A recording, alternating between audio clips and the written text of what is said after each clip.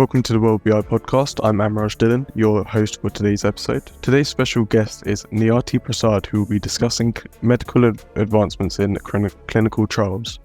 Niyati, if you'd be able to just introduce yourself quickly. Sure. Thanks, Amraj.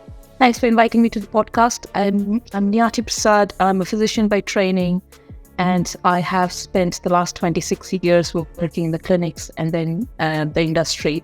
My therapeutic areas of expertise include respiratory, immunology, and rare diseases. I worked for big pharmas, biotechs, big and small, and now I've been Chief Medical Officer at Enterprise Therapeutics for the last 2 years. Great, thank you. I think the best way to start this is just to uncover the basics. So if we could start by discussing clinical trials. Clinical trials are the backbone of medical research, providing the evidence base for new treatments. But how exactly do they work? Would you be able to explain to me and the audience how the different phases of clinical trials differ from each other, while highlighting the significance of patient recruitment, please? Sure. So the different phases of clinical trial starts with the phase 1. Now, a phase 1 typically is a healthy volunteer study where for the first time the molecule or the new drug is tested in healthy volunteers to assess if it is safe and it is tolerable to the population. And the next step is the phase 2. Now, phase 2 comes with a 2A and a 2B.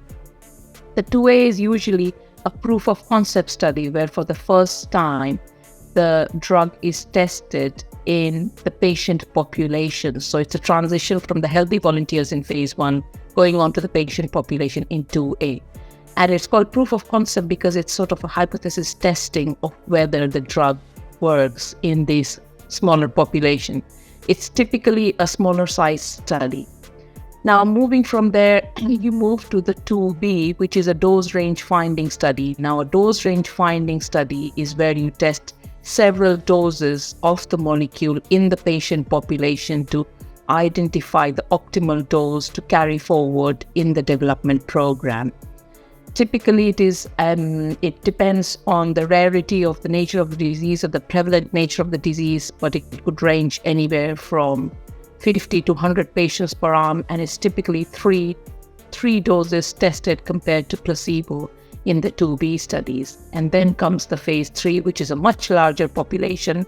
This is your registration trial, usually done in replicates for registration purposes in prevalent diseases. However, in rare diseases, a single pivotal may be good enough, again, on regulatory acceptance. So that's the premise of the different phases of trials.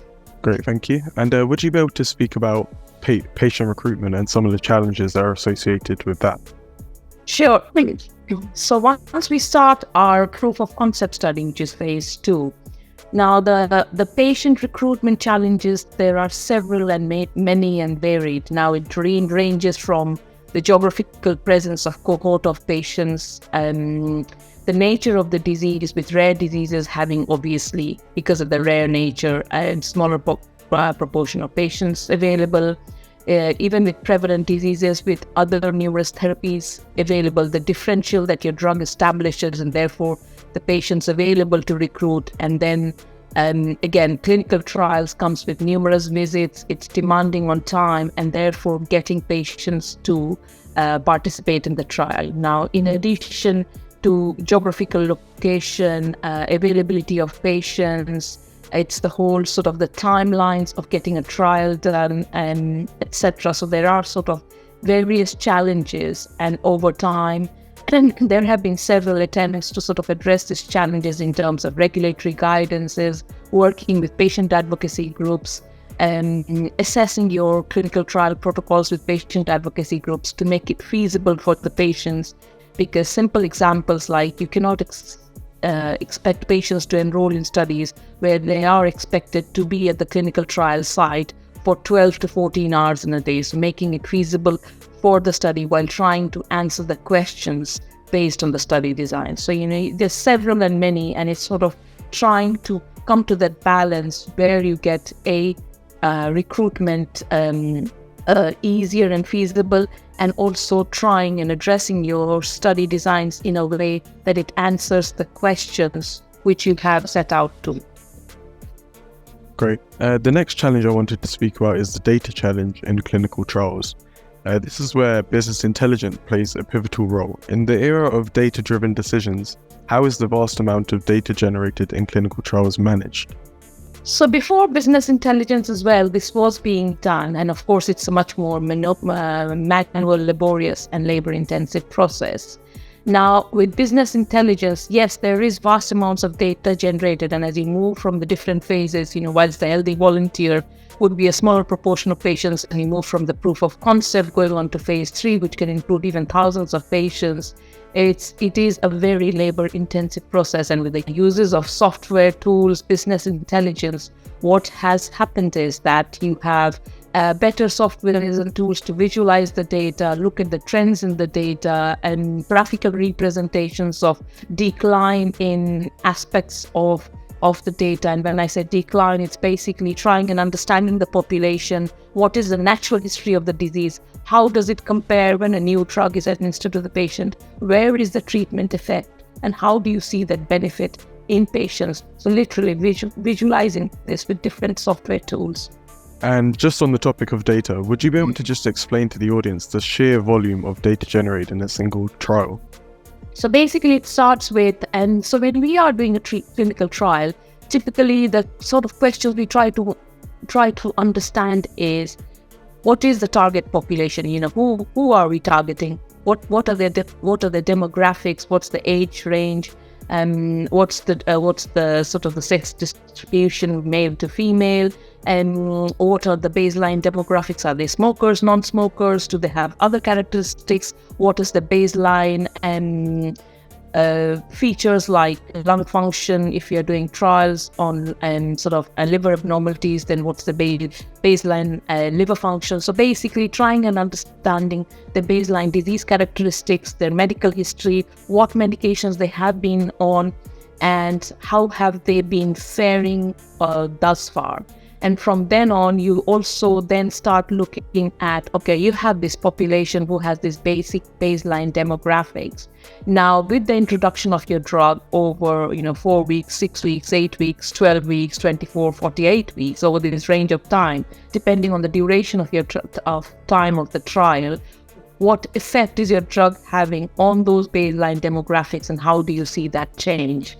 So that would then include moving from a baseline demographics, that would then include, who are the patients who sort of carried on in the study, who are the ones who discontinued because they could not tolerate the drug, and what is the available patient population that have carried on in the study. Now, the next aspect comes with the results, where you start looking at, after X duration of time, what was the impact on the baseline demographics, and where did they get to from where they were? For example, let's talk about lung function. For example, they started off with a lung function which was worse off, and they improved over the course of time with your new drug. However, when we look at placebo, maybe that change was not there, or maybe they sort of stayed on as they were, or they declined. Now they had worsening lung function. So you sort of elicit that treatment effect and plot it on a graph to see that. And ultimately, it is also, bear in mind, clinical trials are not just about what your drug is doing to the patient, but also how safe and tolerable it is.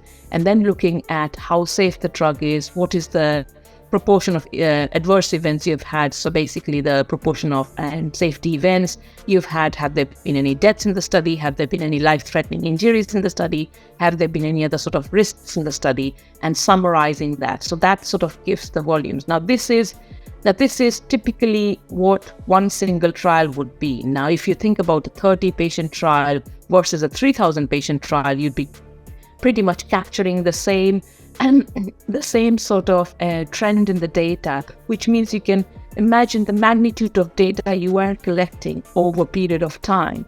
And that is the sheer volume of data, which A, would be manually reviewed, or B, with the help of BI tools, business intelligence tools, could be managed. And that's where we are. And then the additional advantages with the introduction of BI tools, you can adjust your limits. You can have your threshold limits, identifying a good data from a bad data. And I'll speak to that. Thank you very much for all of the insights that you've given us today. And thank you very much for your time. Thank you, Ambraj. Those were very interesting questions. Thank you very much. be continued.